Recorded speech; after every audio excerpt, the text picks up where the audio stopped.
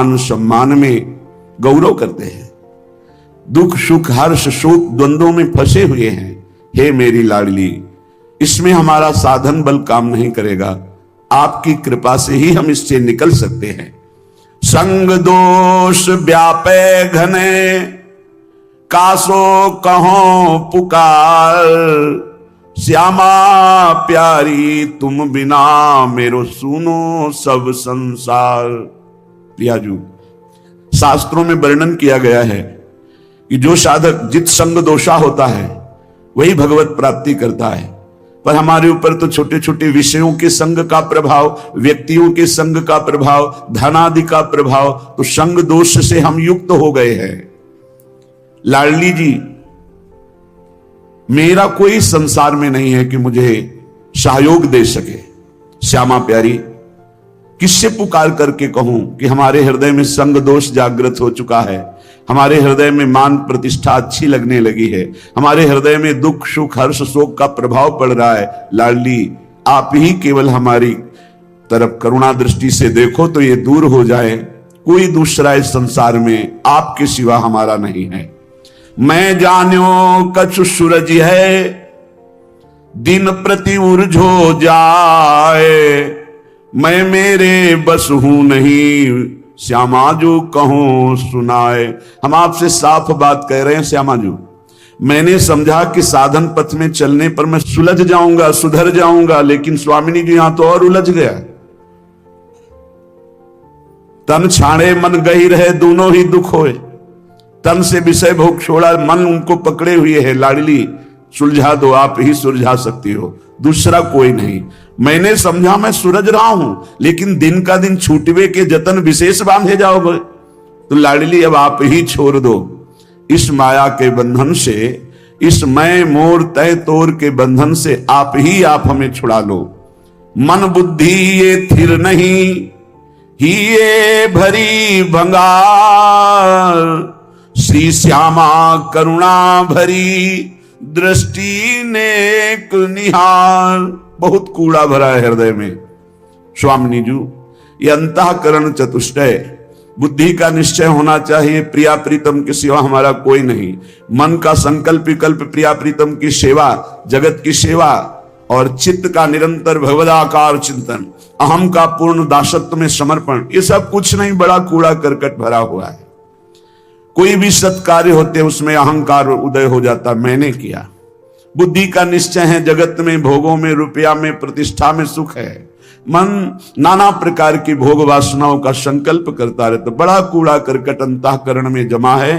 हे मेरी श्यामा प्यारी, आप करुणा दृष्टि से देख लो तो आपकी दृष्टि मात्र से मन बुद्धि सुधर जाएंगे। श्यामा प्यारी लाडली, तुम जानती हो सबके भाव, मेरे तो तुम एक हो। कछु साधन ना ही उपाय, ना हमारे कोई साधना है ना कोई उपाय है। आप सबके मन के भाव को जानती हो। हे श्यामा जी, आप ही हमारी साधना हो, आप ही हमारे साध्य हो, आपके सिवा हमारा कोई और साधन साध्य नहीं है। हे लाडली, जो अपने अवगुण कहो पाऊं और न छोड़, पर अंतर की तुम जानो सबे, मेरी श्यामा कहो निहोर। यदि हम अपनी गाथा हृदय की सुनावें तो कितने अवगुण हैं, पार नहीं पा पाएंगे। बस एक बात हृदय में देख पा रहे हैं कि वो स्वीकार करता है कि हमारी माई श्यामाजू को राज। हे श्यामाजू, आपके सिवा और किसी का आश्रय नहीं है, इसलिए आपसे ही निहोरा है कि आप ही हमारे हृदय को पावन कर दो, अपने प्रेम के योग्य कर दो, निर्विकार कर दो। राधा प्यारी मेरी स्वामिनी, निज सहचरी समुदाय, अली माधुरी आपके चरण परी बिललाए। हे समस्त सहचरियों, आपके मध्य में विराजमान जो श्यामा श्याम हैं, सहचरी सहित समस्त वृंदावन के परिकर को, प्रिया प्रीतम को हृदय से बार बार वंदना करते हुए विलख कर हम केवल इनके चरणों का आश्रय लेते हैं। अब आप देख लो, आपको संभालना है। इसे निर्भरा भक्ति कहते हैं। पूर्ण रूप से अपने इष्ट के भरोसे में हो जाना। जब अपनी तरफ दृष्टि जाए तो अति दैन्य और दोषयुक्त, और जब इष्ट की तरफ दृष्टि जाए तो अत्यंत गर्व और आनंद में। तो हम अपनी तरफ दृष्टि करके अपने इष्ट को बता रहे हैं कि हमारे में ये सब दोष है, हमारे में ऐसा कोई गुण नहीं कि हम आपको प्रसन्न कर पावे। इसलिए हे लाडली, हे लालजू, आप कृपा करो और अपने योग्य हमारे हृदय को बना लो, क्योंकि बनावटी प्रभु को पसंद नहीं। निर्मल जन मन सो मोहि पावा, मोहि कपट छल छिद्र न भावा। मुझे कोई कपट छल दोष विचार ये प्राप्त नहीं कर सकते हैं। मुझे प्राप्त कर सकता है निर्मल मन, और हमारा मन मलिन है। तो हम आपसे निवेदन करते हैं, हे प्रभु, आप अपने योग्य बना लीजिए इस मन को। मेरे में सामर्थ्य नहीं कि मैं आपके योग्य मन को बना करके आपकी प्राप्ति कर पाऊं। अगर हम करोड़ों कल्पों तक साधना करें तो भी आपके योग्य नहीं बन पाएंगे। और अगर आप पल पाओ, पल के चौथाई हिस्से में चाहें तो मेरा मन आपके योग्य हो सकता है। इसलिए हम पूर्ण रूप से अजात पक्षायु मातरम खगा, जैसे बिना पंख निकला हुआ चिड़िया का बच्चा कुछ नहीं कर सकता, केवल मां की बाट जो होता है, बस ऐसे हे मेरी श्यामाजू, हमारे में कोई साधन नहीं, बस आपकी कृपा की बाट जो रहा हूं। इसे पूर्ण आत्मसमर्पण, निर्भर शरणागति भक्ति कहते हैं। और ये अमोघ है। जिसके हृदय में ऐसा समर्पण हो गया हमारे माई श्यामाजू को राज, तो हरि ही श्यामाजू हैं, श्यामाजू ही हरि हैं। केवल स्वभाव और महिमा का रसास्वादन कराने के लिए प्रभु अपने प्रेम स्वभाव और अपनी प्रेम महिमा का रसास्वादन कराने के लिए ही हरि राधा किशोरी के रूप में विराजमान है। और प्रेम का कैसे रसास्वादन किया जाता है, कितनी दैन्यता, तो राधा किशोरी ही हरि के रूप में विराजमान है। हरि ही राधा किशोरी है, राधा किशोरी ही हरि है, किंचन मात्र इनमें भेद नहीं है। देखो यद्यप सकल लोक चूड़ामणि, यद्यपि हरि अनंत ब्रह्मांडों के स्वामी, पर दीनपन को मानत, दैन्य होकर कैसे प्रेम का रसास्वादन करते हैं। तो प्रेम का रसास्वादन कैसे किया जाता है, हरि रूप, और प्रेम का प्रभाव और प्रेम का स्वभाव श्री राधा किशोरी रूप। हमारा हो भाग्य, पता नहीं कौन सा अवगुण देख के रीझ गए प्रभु। गुण तो है ही नहीं कि ऐसी महामहिम महामाधुर्य रस करुणा समुद्र श्री लाडली जी के चरणों की शरणागति मिली, और हमें ये गर्व से कहने का साहस हुआ कि हम श्री जी के हैं, हम लाडली जी के हैं। ये अनन्यता हृदय में आ गई तो सर्वस्व की प्राप्ति हो जाएगी। देख लेना, मेरे प्रभु अनन्यता देखते हैं, और जितने दिव्य सद्गुण प्रभु को रिझाने की वृत्तियां, वो सब इसी अनन्यता से जागृत हो जाती हैं। जब हम शरीर के अनन्य होते हैं तो सारे दोष जागृत हो जाते हैं, और जब हम प्रियालाल के अनन्य होते हैं तो सारी दैवी संपदा जागृत हो जाती है। इसमें साधन बल नहीं, इसमें अनन्यता, इसमें प्रियता, इसमें ममता, और वो ममता प्रियता अनन्यता धाम प्रदान करता है। जब हम धाम के आश्रित होते हैं तो रजरानी की कृपा और रसिकों की कृपा मिलती है। जो श्री जी के अनन्य हैं, उन्हीं की कृपा से हमारे हृदय में यत् किंचित अनन्यता जागृत होती है। अनन्यता ही साधना की परम सिद्धि है। अनन्यता ही परमार्थ की वो सुदृढ़ भूमि है जिसपे दिव्य लीलाओं का रसास्वादन होता है। अनन्यता ही जीवन मुक्तता है, अन्य ही जीवन बंधन है। वो धन्य है जो अपने इष्ट के गुरुदेव के अनन्य हो गए, जिनके हृदय में ऐसी दृढ़ता आ गई कि बने तो रघुबर ते बने, बिगड़े तो भरपूर, तुलसी औरन ते बने, ता बनबे पे धूर। ये अनन्यता, हमारे इष्ट हमें जैसे रखे हम राजी हैं। हम राजी हैं जिसमें हमारे इष्ट राजी हैं। इष्ट जैसा जैसा विधान करते, चाहे वो दुखद हो चाहे सुखद हो, हम कभी कोई प्रश्न उनसे नहीं करेंगे, और हम प्रसन्न रहेंगे उनके विधान को मानकर। ये अनन्य भक्त की हृदय की स्थिति होती है। अब निज धर्म आपनो कहत, तहां नित्य वृंदावन रहत, बहत प्रेम सागर जहां। बोले प्रणय माधुरी की रसधारा यहां प्रवाहित होती है। जैसे समुद्र के तट पर रहने वाले को शंका बनी रहती है, कभी भी ज्वार भाटा आए और तटस्थ भूमि को तोड़ करके वो डुबो दे, ऐसे ही वृंदावन में है। ये बहता हुआ प्रेम समुद्र है, बहता हुआ इसकी तरंगे हैं, इसकी लहर है, इसकी धारा है। यहां की लताएं, खगमृग, पशु पंछी, यहां के रसिक महात्मा, ये जब बाढ़ आएगी, किसी भी रसिक महापुरुष का सानिध्य मिला और उसकी करुणा बरस गई तो प्रेम में डूबी जाओगे। यहां पक्का प्रेम में डूब जाओगे, अंतिम क्षण तक डूब जाओगे। अगर अभी कुछ नहीं बन पा रहा और आप धाम के आमरण व्रतधारी हैं कि मेरा शरीर छूटे तो वृंदावन में छूटे, तो अंतिम समय तक किसी न किसी सखी की नजर पड़ेगी और आपको प्रियालाल के प्रेम में डुबो देगी, क्योंकि करुणा का मूर्तिमान स्वरूप सहचर्या है। इसलिए धाम प्रेम धाम कहा गया है। यहां प्रेम समुद्र बहता हुआ है, यद्यप समुद्र स्थिर होता है, पर यहां कह रहे बहत प्रेम सागर जहां, क्योंकि प्रेम स्थिर नहीं है, प्रतिक्षण वर्धमानम है, बढ़ता ही रहता है। प्रेम जैसे चंद्रकला बढ़ता है, पर चंद्रमा में पूर्णिमा होती, प्रेम में कभी पूर्णिमा नहीं होती, सदैव बढ़ता रहता है, नवम नवम नवम प्रतिक्षण वर्धमानम। इसलिए बहता हुआ प्रेम समुद्र वृंदावन धाम है और इसकी तरंगे हैं यहाँ की लता, रजरानी, खगमृग, पशु पंछी और यहाँ के रसिक जन। किसी की भी कृपा हो जाए, यहाँ के एक पक्षी की कृपा हो जाए तो आप प्रेम में डूब जाएंगे। यहाँ एक लता की कृपा हो जाए, यहाँ किसी रसिक की कृपा हो जाए, तो जो प्रेम बड़ी बड़ी साधनाओं से भी सुलभ नहीं है, अत्यंत दुर्लभ, वो प्रेम प्रकाशित हो जाए। प्रेम मेरी प्रियाजू, मेरे लालजू, और उनका चिंतन करते हुए अश्रु प्रवाकर हृदय में ऐसी पीड़ा हो रही, हाय कब मिलेंगे जो मेरे हैं, अनंत जन्मों से बिछड़े, दरस बिन दुखन लागे नैन, भारी विकलता, अनंत जन्मों के पाप संस्कार भस्म हो गए, कर्म बंधन छिन्न भिन्न हो गए और वो भगवत स्वरूप होकर प्रियालाल की दिव्य लीला में प्रवेश पा गया। ये प्रणय रस धारा है सीधाम वृंदावन, और बहुत करुणा करके दुरंत मोह का नाश करने वाली श्री यमुना जी इस श्रृंगार रस धारा मानो द्रवित होकर प्रवाहित हो रही हूं।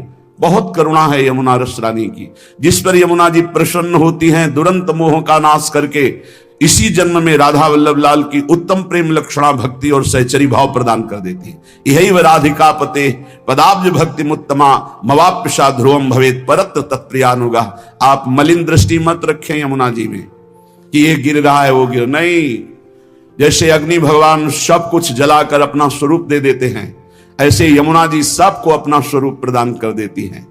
परम पावन यमुना जी को कभी कोई अपवित्र कर ही नहीं सकता, किसी की सामर्थ्य नहीं है। यमुना जी साक्षात करुणा बपू हैं, हमारी लाडली जी की प्रिय सहचरी हैं, और मोह का नाश होना बड़ा कठिन है, सो यमुना जी नाश कर देती है। जिसने यमुना जी का दर्शन किया, यमुना जी का आचमन किया, यमुना जी का अवगाहन किया, वो कभी यमपुरी नहीं जा सकता, पक्का। जो यमुना जी का थोड़ी भी भक्ति कर ली है, तो यमुना की भक्ति मात्र से उनके परम भ्राता श्री जो यमराज जी हैं, वो अपने दूतों को आदेश करते हैं, कभी भी जिसके मुख से यमुना निकला है, आचमन किया है, अवगाहन किया है, बैठकर समीप कुछ नाम जप किया, कभी मत जाना, उनकी तरफ देखना भी मत।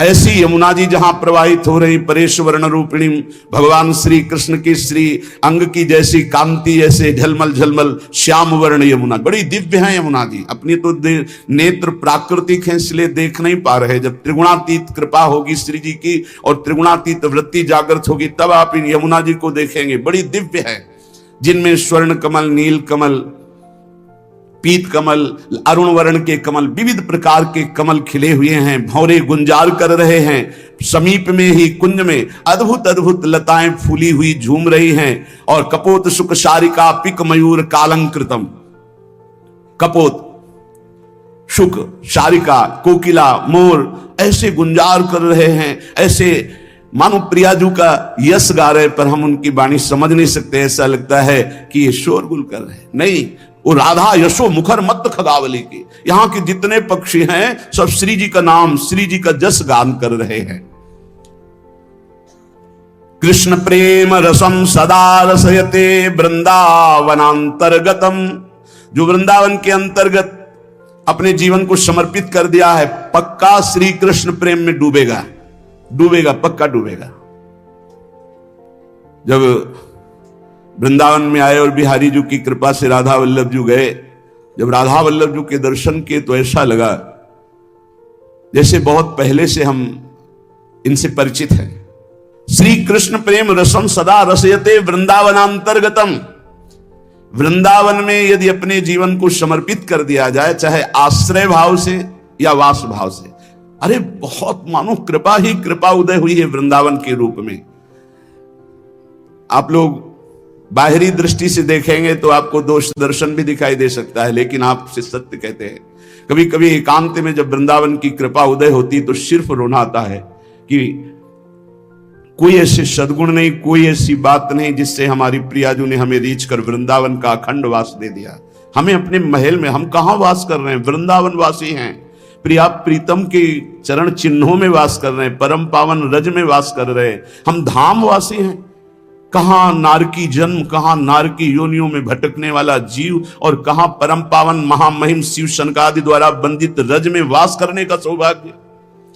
श्री कृष्ण प्रेम रसम सदा रसयते वृंदावनांतर्गतम। श्री प्रिया और कृष्ण लाल, प्रिया लाल के प्रेम रस से डुबो देने वाला ये वृंदावन है, जिसने वृंदावन का आश्रय लिया, वृंदावन का वास स्वीकार किया।